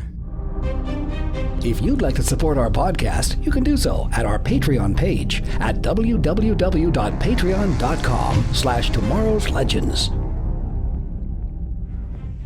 Yes. Oh, and I was not ready for this next. Don't keep it to yourself now. Come on, baby, talk to us. It's feedback. Yeah. Yeah, I don't know if you heard, Jess. Me and Jeff went on about, we kind of gave a re-description of Patreon and why we keep asking people, because, based on my rant last week about the celebrity Patreons. Oh, nice. So I was trying to separate why we appreciate the help and can use it, because I was listening to more Talkville again, since we last recorded, and it's fine if they want to sell merchandise and this is what they're doing and all that kind of stuff, but and make money if they're not doing anything anymore and they're not actors and all that's it's fine, whatever, and you want people to support you. But the fact that these actors that have literally millions of dollars will actually proclaim that this show would not be able to go on without you supporting it. Come on. Oh. Get out of your mansions, put the Ferraris away, and pay $50 for the damn show. This show would exist just fine if nobody gave you a dime for it. Like that's where I think it really That they're just like, we can't do this without you. This show would not be able to exist. It just can't run. We need your financial support. Buy this, sell that. I get mad. That's their new job, the podcast. Michael Rosenbaum may not be acting as much, but Tom Welling is. He just finished an action movie. Did he? He was just in some Navy SEAL something or other movies. He's working all the time. It's Michael Rosenbaum that maybe doesn't get as much. But, no, Rosie doesn't. No. He doesn't do as much acting. He's very picky about the roles he'll take. I do listen to his podcast a lot. His Inside of You podcast, though. Not. I don't listen to Talkville. Yeah. So. It's only worth listening to if you're watching the show. Yeah. Because otherwise, it's just them. And you know how I talk about, I don't want our show to ever be a full recap. They pretty much recap Smallville. They'll watch an episode, and for the first 10 minutes of the podcast, Rosenbaum just recaps the entire thing. One full swoop. Oh, well. Just goes through the entire plot of the show, and then they talk about it, and every once in a while Tom Welling interrupts them. Oh yeah, I remember that stunt. They actually hung me out of an helicopter for it. Yeah, that was great. Well, that's cool. All right, so the next scene, blah, blah, blah, blah, blah, blah, blah, and he just recaps the whole thing. I'm like, your show has become a recap show. Well, I listen to it because I want to hear all the behind-the-scenes stories. I want to hear all the cool stuff and the things that we don't get to know about as fans, right? I think that's why most people probably tune in. Yeah. Yeah. All right, well, let's kick it off with one of our supporters, Comic Geek Kev. Good morning to the legends who have everything. So, I just wanted to take a moment to address a couple things from the previous podcast. I totally about Talkville and other celebrity podcasts. I also looked into one of their Smallville nights that they do at some of the cons that they go to, and it's a couple $100. It's crazy. I don't have a problem with the t-shirts and merch. That doesn't bother me. But the Patreon, plus all the ads, I do have a lot. That's just, I think it's asking a lot of people, but, it's a podcast, so fast forward to the ads, I guess. I've noticed ads in podcasts in general in the last year or so are out of control. You guys are literally one of the few exceptions, because you normally, sometimes there's an ad before, but not usually, and then there used to be one. Now sometimes there's more than one, like in the middle, but you also announce it. Meanwhile, there are pods by celebrities or people who are big in the pod space that have 4 minutes of commercials before the show even starts. Yep. And then it's not even a 30-minute show, plus the ones in the middle. Yep. And the ads that are just randomly dropped in without an announcement. That drives me nuts. When someone's in the middle of a sentence, I mean, that stuff's just crazy. And it happens on some really quote-unquote professional podcasts. It does. It drives me nuts. It drives me nuts. Yep. I did, however, pay for a pic with Tom Welling and Stephen Amell together a couple years ago, and then another one like 2 years ago with Tom. So even I have my weaknesses that I'm going to spend a little bit of money. No judgment. Also, regarding Green Arrow, years ago, and I mean years ago, probably 30 years ago at least, there was a comic that showed the arrows have bumps on the end, sort of like Royal. So he knows which arrow was there. Okay. He has supposedly accidentally killed someone because someone switched the ends of the arrows and put a regular arrow weighted on the end. But when he went to pull the arrow out, based on the bumps, he realized the weight was off, so it was different. Somebody had intentionally switched the heads on the arrows, so he intentionally missed the target and didn't actually kill the person. But it was a pretty cool story, and it kind of answers that. You brought up the Supergirl movie. I'm really looking forward to this. I know it's one of those things that people are going to be all divided on, and that's fine. I just try to avoid most of the crap. I think the comparisons to Guardians of the Galaxy are a bit overblown. It's pulled from the One Less Tomorrow comic, and I don't think every space adventure is suddenly a Guardians movie. I can see why there's some comparisons, but I just think people are like, it's just Guardians with a girl in it. It's just ridiculous. No, Superman was Guardians. I think I know exactly the scene that Flash is talking about as far as the physics of it, because there's not that many battle scenes in there. But maybe something happened before that moment. Who knows? But yeah, I saw that. I was like, that's not the way that works. Anyway, I also realized that in my base last time, because I was so late, I gave me a rating but not the scale. And since I know how much I'll wait to know my rating scale every time, I'm giving an initiation 8.5 weird mask showers. That was just really strange. I don't know why they would do that. Why even be in the shower? That was the whole thing was just a weird choice. Anyway, on to the current episode, where the man who has everything is a pretty well-known comic as well, and the CW Supergirl show also did a version of it, and they did a pretty decent job. I enjoyed it, even though really not a whole lot happened. Batman and Wonder Woman go to visit Superman for his birthday. They find he's under the influence of the Black Mercy and engage in battle with Mongol, pretty much losing it. Superman extricutes himself from his fantasy world, defeats Mongol, and uses the plan to escape. Well, actually, Wonder Woman does. While it seems like not that much really happens, it has some great moments. First of all, the fact that Batman and Wonder Woman are visiting Superman for his birthday, well, that's great. Bruce is giving Clark cash. They're calling each other by their real name, and we see the invisible jet.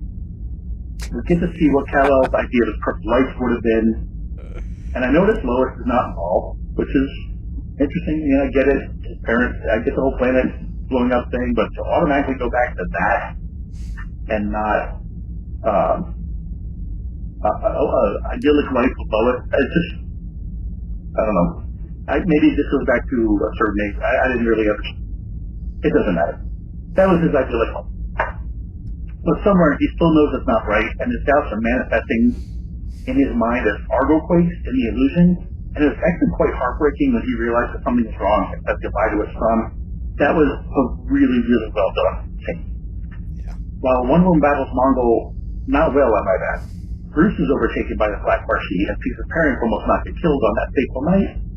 This is a cool scene, but that smile on Batman, creepy. Just really creepy. I don't know if it's that we're not used to seeing it, or the way they drew it. I'm not really sure. After Diana has her butt handed to her, liberated Superman enters the battle and is able to really let loose on Mongol. It's been said before that he holds back most of the time, but with people like Mongol and Darkseid, he can really let loose, which is cool to see. I do question why he doesn't utilize super speed here, a power that Mongol doesn't have. Yes, Flash is a team speedster, and it's very rare, if ever, that we see Superman use super speed in a previous show, but would have come in handy here. Eventually, Bruce realizes that what he's seeing isn't real, and he is able to break free from the illusion with the help of Wonder Woman. And then Wonder Woman is able to get Mercy to take Mongol down. And finally, we see the Krypton Rose. Nice gesture, little swoosh. I would have liked to see Clark's reaction to Bruce's gift of money. He's a reporter. He can probably use it. How much was it? Is he taking Lois to Taco Bell? Or a nice steakhouse? Or Euro? Not that he couldn't find it himself. These are important questions. Yes. I also would like to get a glimpse of Mongol's ideal world. We hear some screaming, and I assume he's overloading somewhere. Yeah. But it would have been an interesting couple seconds. You don't need a whole big scene, just a couple seconds. But I guess not knowing, just getting sounds was pretty interesting as well. And we got a Krypto cameo. Voice models this week, in addition to the regulars, Eric Roberts is Mongol, which I believe he did before. I know he's been in it before. I can't remember if he did Mongol. Dana Delaney is Kal-el's wife, so nice she got some work even when there's no Lois. But of course her name starts with L. A young Josh Hutcherson, pre-Hunger Games as Van-El, and Christian McDonald. One of those faces you see around all the time, but may not know his name, is Jor-El. Oh, yeah. Giving this one 9.5 creepy bat smile. I just can't get past that. I don't know why. But overall, I really like this one. Until next time, this is Tom Keith, turning the page. Turning the page. Love it. I think the funniest thing in your whole feedback that hit me, which I didn't even realize, you said the fact that we could see the invisible jet. I was like, oh my God, he's so right. That was kind of my point. That's why I was confused. Yeah. And I did look it up. Josh was about 12.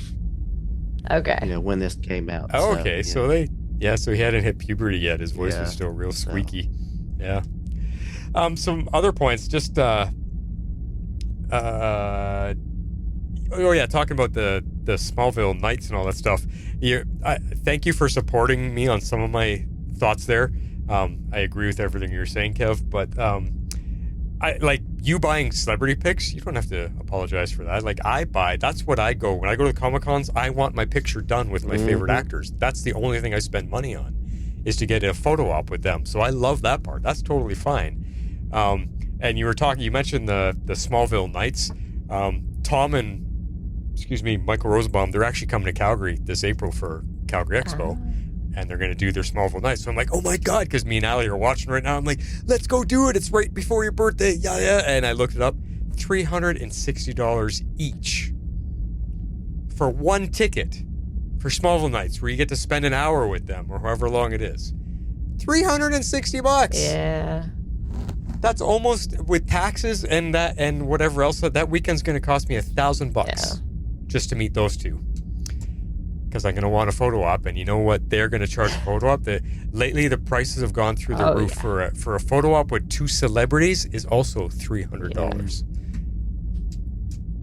It's insane. Yeah, I noticed that at Dragon Con, the photo ops have gone way up. Even like the autographs, like just to go and chat with them for a minute and get them to sign a pre-done picture that you are not in, have astronomically increased the last couple of years. Yeah, like $150 or whatever. I mean, it's ridiculous. Especially if they're at all well known. They used to be somewhat reasonable. I mean, I think I met 4 of the Legends cast that year. I think the most expensive was Matt Ryan, but I think I only paid a couple $100 for all 4 of them. Not together, of course, but Yeah.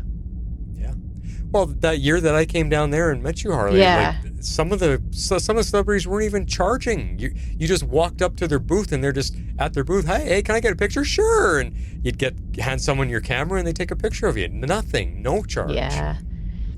I got it with John Wesley Shipp, Flash. I got it with the girl from Dark Matter. Supergirl we met. I can't remember everybody that was there. There was a whole bunch of people there. I got all pictures for free. I didn't pay anything. I think I got Danielle Panabaker that year, and I think Danielle Panabaker, yes. I got one, me and the real Brian. Yeah, you guys got one. I got one by myself with her. Bonita and I have done Barrowman one year, but it was years ago. But getting a picture with Barrowman now is astronomically expensive. Oh. Yeah, me and Lisa got one with him too. He gave it to us for free. Oh, man, he's a trip. I love him. We had some fun with him. Well, that was when he read our intro for us. Oh, yeah. He did that, and then we got pictures with him. So we had a lot of fun with him. And then the other thing, Comic Kev, talking about the ad placement. So I just wanted to kind of let everybody know, because he was saying he appreciates us because our ads are generally in the middle of the show, and we announce when we're going to do them. Yep. So just so you guys understand the way it works, because I agree with them. Talkville is a perfect example. The ads, I said it last week, the ads just pop in. They're in mid-sentence and they get interrupted by an ad. Nobody's actually programming their show for them and picking the ad placement. That's what we do on our end. You guys are talking about, well, they must have to pay people to run their show. Well, who are they paying? Because they can't even operate the show properly. When we go onto Libsyn, who is our provider, once I upload the audio file, Libsyn processes it, and then it drops down a picture, and it's a waveform of the entire podcast. And then it says ad placement, slot 1, 2, and 3. And you can choose, so you can say, put ads in the beginning of the show, in the middle of the show, at the end of the show. And those are automatic placements. They just drop at those particular times, and you'll hear those. So I have them at the beginning and end as the auto drop. So our show sometimes opens with an ad, sometimes ends with an ad, depending on where you are, because it all depends on your geography, location. If someone in that region wants to buy a 10-second slot on your podcast, they will buy it, and then that's the ad that plays at the beginning of your show. Then after that, there is a manual insertion where I have as many slots as I want, and I actually have to scan through the waveform that's on there and pick the exact spot that I want the ad to play in. So I look for the line where we say, hey, we're going to pause for ad break. I look for that spot, and then I click here.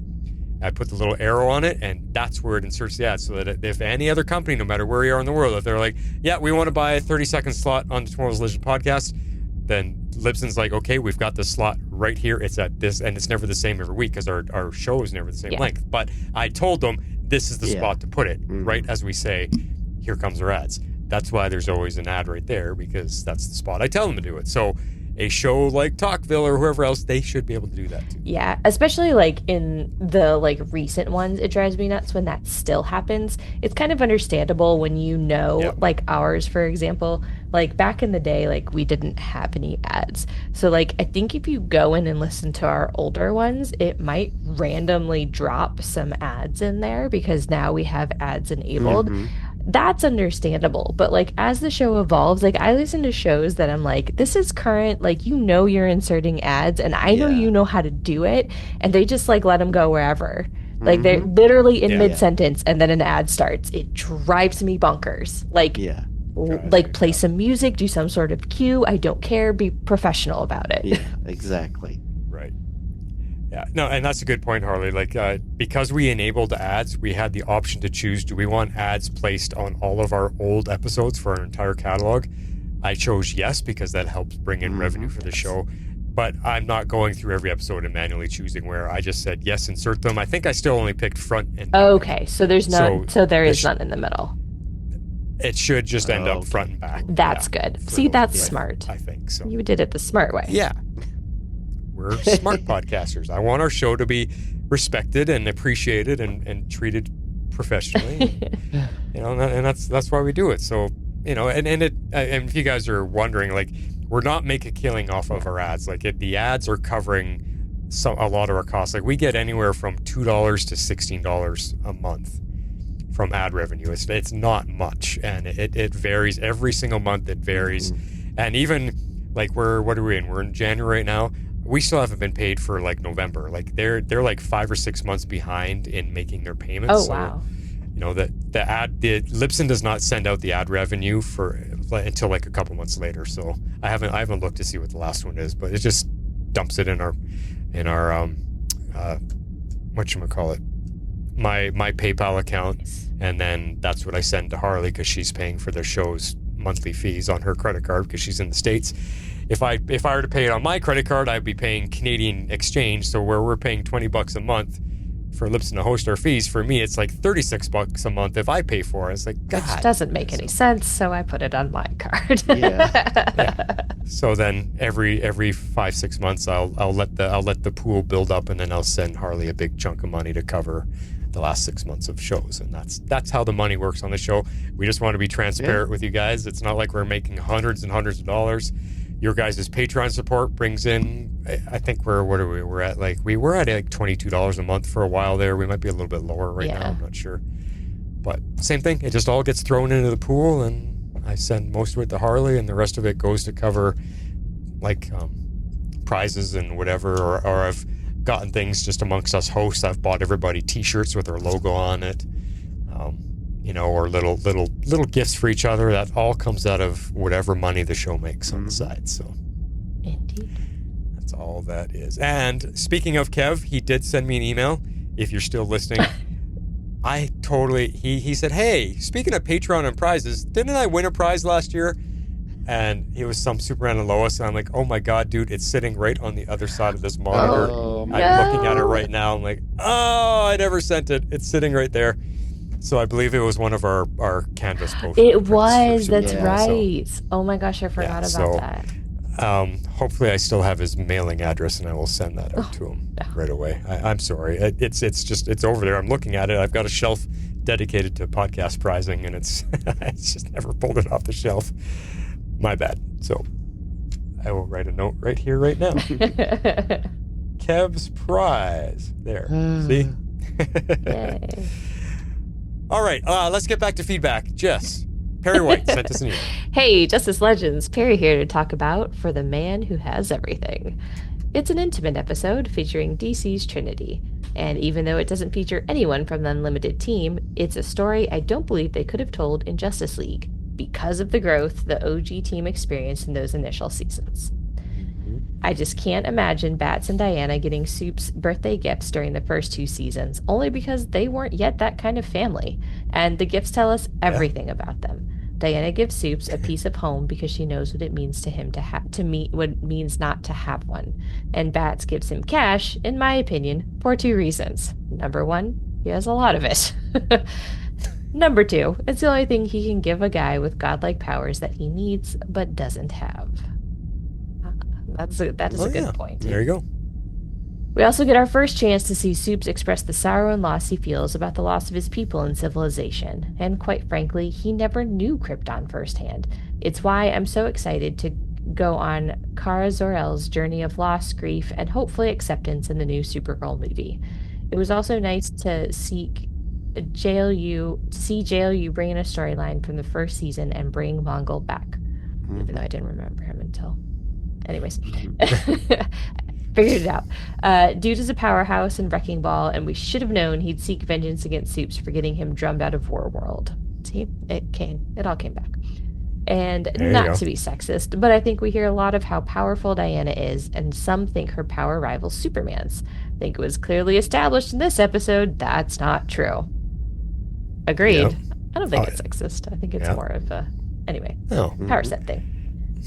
Finally, I'm absolutely certain that Mongol was dreaming about ruling War World again when he was taken over by the Black Mercy.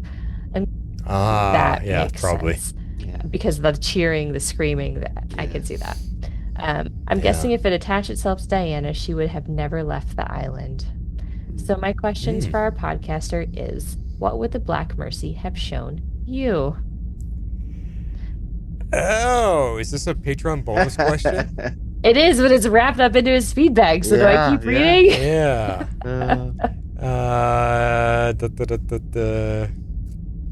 I don't know. Perry, you're supposed to let us know if this is your Patreon bonus question. I don't know. I mean, you can read it, and then it'll be like a sneak peek into what Patreon bonus could be all about. There we go. I'll go first. I think it would show me a world where I was more popular and fit in a bit more growing up. But if I had been that kind of person, I don't know that I'd have the kind of empathy I have for other people now. So again, please share if you feel comfortable doing so. Don't worry, I won't put it on the front page of the Daily Planet. I mean, do you think we're a gossip rag? Great Caesar's ghost. Well, I'll tell you what, we can give you quick answers right now, and maybe when we have time or whatever, we can dive into a Patreon bonus question, because we should do more of those anyway. Yeah, Patreon we should. Extra stuff. So we don't have to do that tonight. We'll talk off screen. But quick answers, you get a quick answer. What would you dream right now? Oh, God. I would have my dream job that I never was able to quite get, like coming out of college. I would do what I actually was meant to do instead of bumbling around in the business world. Gotcha. That's a good lead into what your deeper story would be. X-Force? I probably would have, like I said in my opening thing, gone to Hawaii and lived in Hawaii for a bit. I know it's a whole lot more expensive, or, I could see like working for a university or something like that, there. I like the island feel and that kind of stuff. So, but, It's beautiful.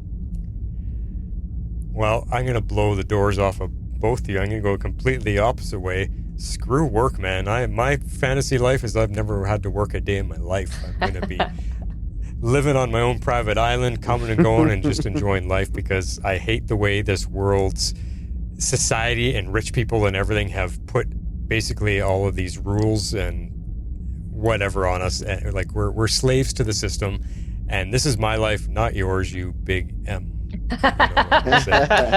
And nobody owns me, nobody controls my life, and I would basically give them both the fingers up and say, to hell with it, I am living my life the way I want. Respect. Yeah, because I hate working. I'm on the road to retirement, and I'm done. I am done. I've wasted my life working, and that pisses me off. So, I know. No work for me. I get it.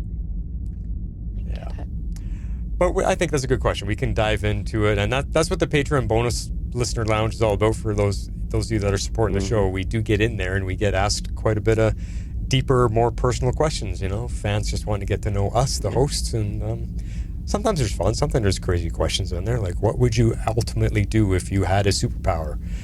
Things like that. And we get into some pretty fun little There's discussions. been some deep ones. Yeah. I think generally from Perry. A couple from Abby, but yeah. We've gotten some deep ones. So So it's time to get back on that. Let's do it. All right. If you would like to be part of the show. If you would like to be a part of the show, you can send in your feedback to tomorrowslegendspodcast@gmail.com. You can also reach us on Twitter at Tomorrow's Legends. We'd love you to join our Facebook page at facebook.com/groups/Tomorrow's Legends and become part of the community.